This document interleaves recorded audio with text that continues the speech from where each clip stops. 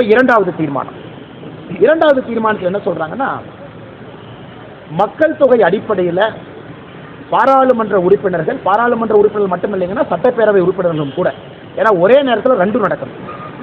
சட்டப்பேரவை உறுப்பினர்களை அதிகப்படுத்தணும், பாராளுமன்ற உறுப்பினர் அதிகப்படுத்தணும். 234 சட்டப்பேரவை உறுப்பினர்கள் அதிகமாகணும், 543 பாராளுமன்ற உறுப்பினர்கள் அதிகமாகணும்.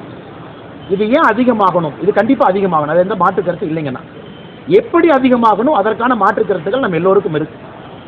ஏன் அதிகமாக வேண்டும் என்றால், இன்னைக்கு ஒரு எம்பி 20 லட்சம் பேர்த்த பார்க்க முடியாது. அந்த எம்பினால 20 லட்சம் பேர்த்துக்கு நியாயம் கொடுக்க முடியாது. அந்த எம்பினால 20 லட்சம் பேர்த்துக்கு சேவை பண்ண முடியாது. ஒரு எம்எல்ஏ தமிழகத்தில் சோழிங்கநல்லூர் போயிட்டீங்கன்னா 5.5 லட்சம் 6 லட்சம், ஹார்பரில் 1,85,000.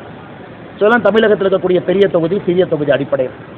ஸோ ஒரு எம்எல்ஏ இன்னைக்கு 1,85,000 1,90,000 சில தொகுதிகள் 2 லட்சம் இருக்கு. அங்கிருந்து 5.5 லட்சம் வரைக்கும் ஒரு எம்எல்ஏ கொடுக்குறோம். அவர்களால் பணி செய்ய முடியுமான்னு கேட்டிங்கன்னா அவங்களாலே முடியாது. அதனால் அரசு நிர்வாகம் ஸ்தம்பிச்சு நிற்கிறது. அதாவது அரசு இயந்திரத்தை பொறுத்தவரை அதிகாரிகள் நடத்துகிறாங்க, அரசியல்வாதிகளால் நடத்த முடியல, மக்களை சந்திக்க முடியல. ஒரு எம்எல்ஏ ஆஃபீஸில் எத்தனை பேர் இப்போ எம்எல்ஏவை பார்க்க முடியுது? அதனால் இன்னைக்கு நிச்சயமாக பாராளுமன்ற உறுப்பினர்கள் சட்டமன்ற உறுப்பினர்களுடைய எண்ணிக்கை உயர்த்தணும். இது 1976 543 ஃப்ரீஸ் பண்ணாங்க. ஏன் ஃப்ரீஸ் பண்ணாங்க அப்படிங்கிறத முதலமைச்சர் ஸ்டாலின் அவர்கள் மறைக்கக்கூடாது. அசாமில் பிரச்சனையாச்சு, ரெஃப்யூஜி அதிகமாக வந்தாங்க, பங்களாதேஷ்லேருந்து வந்தாங்க. அப்போ அசாம் அக்காடு கையெழுத்து போட்டாங்க. அதன் பிறகு பாராளுமன்றத்தில் ஏகமனதாக 1976 25 ஆண்டுகள் 2001 வரைக்கும் ஃப்ரீஸ் பண்ணிடலாம்.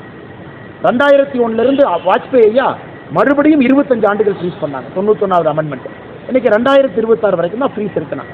ஸோ எப்படி இருந்தாலும் 2026க்கு பிறகு இந்த ஆண்டுக்கான சென்சஸ், இந்த டிகேட் 2021க்கான சென்சஸ் நடத்தி முடித்த சென்சஸ் நடத்த போகிற சென்சஸை வச்சு 33% இடஒதுக்கீடு கொடுக்கணும். அந்த 33% இடஒதுக்கீடும் சென்சஸ் அடிப்படையில், அதுக்கு சென்சஸ் வேணும், மக்கள் தொகை கணக்கெடுப்பு. 543 உயர்த்தணும், அதுக்கு சென்சஸ் வேணும். 234 சட்டப்பேரவை உறுப்பினர்கள் உயர்த்தணும், அதுக்கு சென்சஸ் வேணும். அதனால் ஏதோ முதலமைச்சர் அவர்கள் எடுத்தங்கவுத்தன்னு ஒரு 10 வரியில் அதை எழுதி கொண்டு வந்து சட்டப்பேரவையில் கொடுத்து இதற்கு நீங்கள் ஆதரவு கொடுங்க, எதிர்ப்பு தெரிவிங்கன்னு கேட்பது என்னை பொறுத்தவரை அடிப்படையிலே ஒரு திங்கிங் இல்லாமல், யோசனை இல்லாமல் கொண்டு வந்திருப்பதாக நான் பார்க்குறேன். இதெல்லாமே இன்டர் கனெக்டட் தான். 33% இடஒதுக்கீடும் சட்டப்பேரவை உறுப்பினர்கள் எண்ணிக்கையும் பாராளுமன்றத்தினுடைய உறுப்பினர் எண்ணிக்கையும் ஒரே நேரத்தில் ஒன்றா தான் வரும். அப்படி ஒன்றா வந்தால் மட்டும்தான் 33% இடஒதுக்கீடு உங்களால் அமல்படுத்த முடியும். அது இன்னைக்கு நம்ம தெளிவாக சொல்லியிருக்கோம். 2026க்கு பிறகு நடக்கப் போகின்ற சென்சஸ் அடிப்படையில் 2024க்கு அடுத்து வரக்கூடிய எலெக்ஷன், அது 29 பார்லிமெண்ட்டாக இருக்கும், அதுக்கு முன்னாடி வர சட்டப்பேரவையாக இருக்கும், அதற்கு 33% இடஒதுக்கீடு பாராளுமன்றத்தில் சொல்லியிருக்கோம் என்றால் நிச்சயமாக இது வரும்.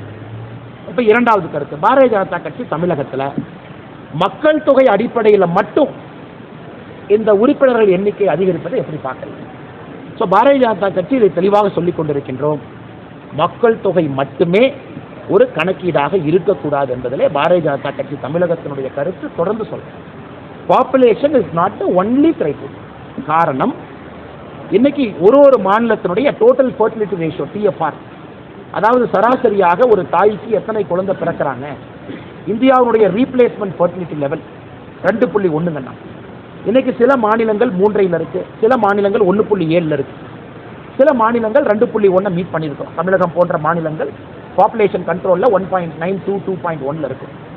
அப்படி இருக்கும் பொழுது நம்முடைய பிரதமர் அவர்கள் மொடாலிட்டி பற்றி சொல்லல, பாரதிய ஜனதா கட்சி எப்படி இருக்கும் என்று சொல்ல. பாரதிய ஜனதா கட்சியை பொறுத்தவரை ஒரே நாடு ஒரே தேர்தல்.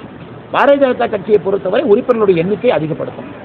அதனால் யாருக்கும் பாதகம் இல்லாமல், எந்த ஒரு மாநிலத்திற்கும் பிரச்சனை இல்லாமல் எல்லா மாநிலமும் சுமூகமாக எடுத்துகிட்டு போகும். உதாரணத்திற்கு இன்னைக்கு இருக்கிறத டபுள் பண்ணலாமா? இன்னைக்கு தமிழகத்தில் 39 இருக்காங்க, இன்ட்டு 1.8 பண்ணலாமா? இல்லை யூபி இன்ட்டு 1.8 பண்ணலாமா? இன்னைக்கு இருக்கிறத அதே ப்ரொபோர்ஷனேட் ரேஷியோவில் அதிகப்படுத்தலாமா? ஒரு ஆப்ஷன். அல்லது வேறு ஒரு கிரைட்டீரியா கொண்டு வந்து அதிகப்படுத்தலாமா? அது ஒரு ஆப்ஷன். ஸோ எதுவுமே சொல்லாதப்ப பாரதிய ஜனதா கட்சி தமிழகத்தினுடைய நிலைப்பாடு மக்கள் தொகை மட்டுமே அடிப்படை ஆதாரம் இல்லை என்று நாங்கள் தொடர்ந்து சொல்லியும் கூட முதலமைச்சர் அவர்கள் யாரை குழப்புவதற்காக இன்னொரு தீர்மானத்தை கொண்டு வந்திருக்காங்க. அதனால் 2 தீர்மானத்தை ஆழமாக பார்த்தீங்கன்னா, அதிகப்படுத்தணும், ஒரே நாடு ஒரே தேர்தல் கொண்டு வரணும், மொடாலிட்டிஸை பற்றி எங்களுக்கும் கருத்து இருக்கு. அது வருகின்ற பொழுது பார்த்து கொள்ளலாம். யாருக்கும் பிரச்சனை இல்லாம மோடி ஐயா கொண்டு வருவாங்க. அதுல எந்த மாற்று கருத்தும் இல்லை. பாதகம் செய்பவரை கண்டால் நாம் பயங்கொள்ளலாகாது பாப்பா, மோதி மிதித்து விடு பாப்பா, அவர் முகத்தில் உமிழ்ந்து விடு பாப்பா. அண்மை செய்திகளை உடனுக்குடன் தெரிந்து கொள்ள இணைந்திருங்கள் இயம்நாடு தொலைக்காட்சியுடன்.